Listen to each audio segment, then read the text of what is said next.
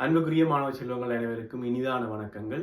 இந்த காணொளியிலே கடிகாரம் தொடர்பாக எனது முகநூலிலே பகிரப்பட்ட வினாவும் அதற்கான விளக்கத்தினையும் தான் பார்க்க இருக்கின்றோம். வினாவானது, ஒரு நாளில் கடிகாரம் ஒன்றில் மணித்தியாலம் உள்ளும் நிமிடம் உள்ளும் ஒன்றின் மீது ஒன்று அமையக்கூடிய சந்தர்ப்பங்கள் எத்தனை, அல்லது ஒன்றின் மீது ஒன்று அமையக்கூடிய தடவைகள் எத்தனை என்பதுதான் வினா.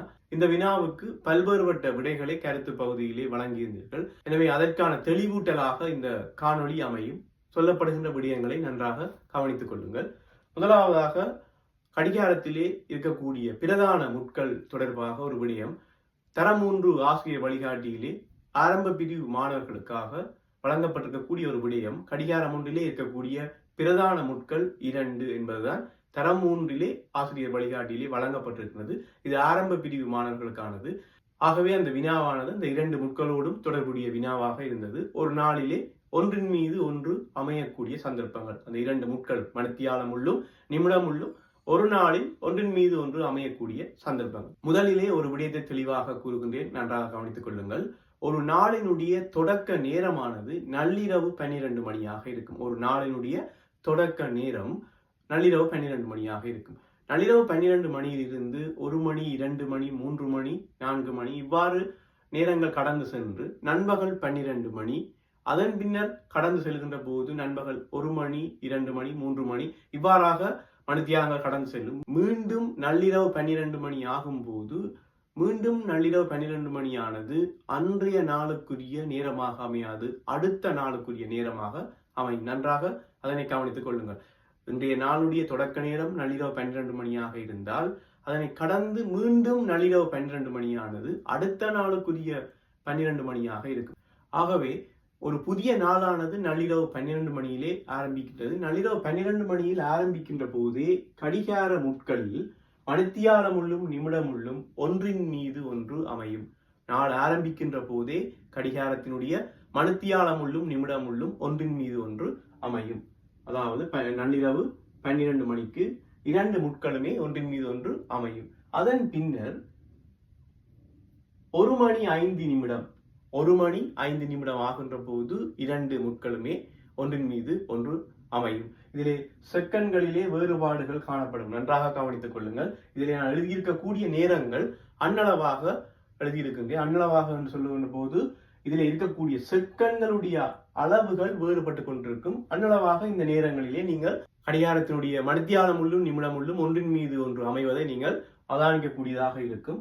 எனவே நள்ளிரவு 12 மணிக்கு பிற்பாடு 1 மணி 5 நிமிடம் ஆகின்ற போது மணித்தியாலம் உள்ளும் நிமிடம் உள்ளும் ஒன்றின் மீது ஒன்று அமையும். அதன் பின்னர் 2 மணி 10 நிமிடம் ஆகின்ற போது ஒன்றின் மீது ஒன்று அமையும்.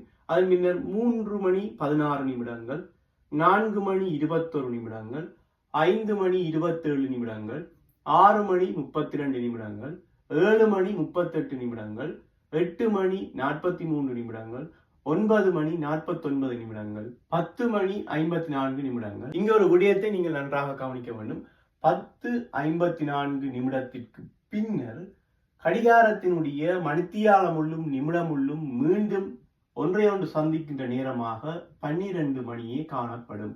நள்ளிரவு 12 மணிக்கு கடிகாரத்தினுடைய மணித்தியால முட்கள் ஒன்றையொன்று சந்தித்த பிற்பாடு வழங்கப்பட்ட இந்த நேரங்களில் ஒன்றையொன்று சந்திப்பதோடு இறுதியாக 10:54க்கு ஒன்றாக சந்தித்திருக்கும். அதன் பின்னர் மீண்டும் 12 மணியில்தான் கடிகாரத்தினுடைய மணித்தியால முட்கள் ஒன்றையொன்று சந்திக்கும். இதில் ஒரு விடயத்தை கவனிக்க வேண்டும். எல்லா மணித்தியாலங்களிலுமே கடிகாரத்தினுடைய மணி முட்கள் நிமிட முட்கள் ஒன்றையொன்று சந்திக்கின்றன. ஆனால் 11 மணியிலிருந்து 12 மணிக்கு இடைப்பட்ட அந்த பகுதியிலே எங்குமே சந்திக்கவில்லை. 10:54க்கு சந்தித்த 2 முட்களும் மீண்டும் 12 மணிக்குத்தான் ஒன்றையொன்று சந்திக்கும். இவ்வாறாக மீண்டும் 12 மணியிலிருந்து மீண்டும் 1:05, 2:10, 3:16 இவ்வாறாக இந்த நேரங்களிலே ஒன்றையொன்று சந்திக்கும்.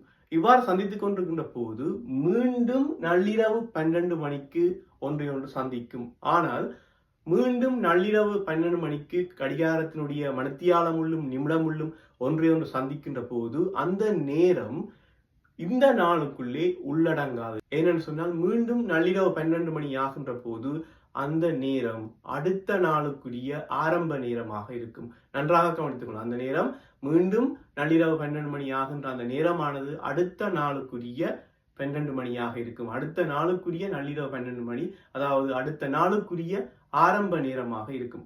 ஆகவே நள்ளிரவு 12 மணியிலிருந்து நாங்கள் கணக்கு பார்க்கிற போது ஒரு தடவை, 2 தடவைகள், 3 தடவைகள், 4 தடவைகள், 5 தடவைகள், 6 தடவைகள், 7 தடவைகள், 8 தடவைகள், 9 தடவைகள், 10 தடவைகள், 11 தடவைகள், இதுவரைக்கும் 10:54 வரைக்கும் 11 தடவைகள் ஒன்றின் மீது ஒன்று மணித்தியாலம் உள்ளும் நிமிடம் உள்ளும் அமையும். மீண்டும் 12 மணியிலிருந்து 11 தடவைகள் மீண்டும் ஒன்றின் மீது ஒன்று அமையும். மீண்டும் ஒன்றின் மீது ஒன்று அமையக்கூடிய தடவைகள் 11 தடவைகளாக இருக்கும். ஆகவே மொத்தமாக ஒரு நாளிலே கடிகாரம் ஒன்றில் மணித்தியாலம் உள்ளும் நிமிடம் உள்ளும் ஒன்றின் மீது ஒன்று அமையக்கூடிய சந்தர்ப்பங்கள் 22 சந்தர்ப்பங்களாக இருக்கும். 22 தடவைகள் கடிகாரம் ஒன்றிலே ஒரு நாளில் மணித்தியாலம் உள்ளும் நிமிடம் உள்ளும் ஒன்றை ஒன்று சந்தித்துக் கொள்ளக்கூடியதாக இருக்கும். இதிலே நீங்கள் கவனித்துக் கொள்ள வேண்டிய மிக முக்கியமான விடயம், நள்ளிரவு 12 மணிக்கு ஒன்றின் மீது ஒன்று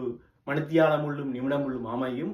அதே போல மீண்டும் வரப்போகின்ற நள்ளிரவு 12 மணி என்பது அடுத்த நாளுக்குரிய ஆரம்ப நேரமாகும். ஆகவே நாங்கள் அதனை இங்கே சேர்க்க முடியாது. எனவேதான் மொத்தமாக 22 தடவைகள் 22 தடவைகள் ஒரு நாளிலே மணித்தியாலம் உள்ளும் நிமிடம் உள்ளும் ஒன்றை ஒன்று சந்தித்துக் கொள்ளக்கூடியதாக இருக்கு. ஆகவே செயற்பாடு ரீதியாக ஒரு கடிகாரம் ஒன்றிலே இந்த நேரங்களை நீங்கள் அமைத்து பார்க்கின்ற போது கூடுதலான தெளிவு உங்களுக்கு கிடைக்கும். செயற்பாடு ரீதியாக நீங்கள் அதனை சரியான முறையிலே விளங்கிக் கொள்ளக்கூடியதாக இருக்கும். இது ஒரு மேலதிகமான ஒரு விளக்கமாக இருக்கும். நன்றி.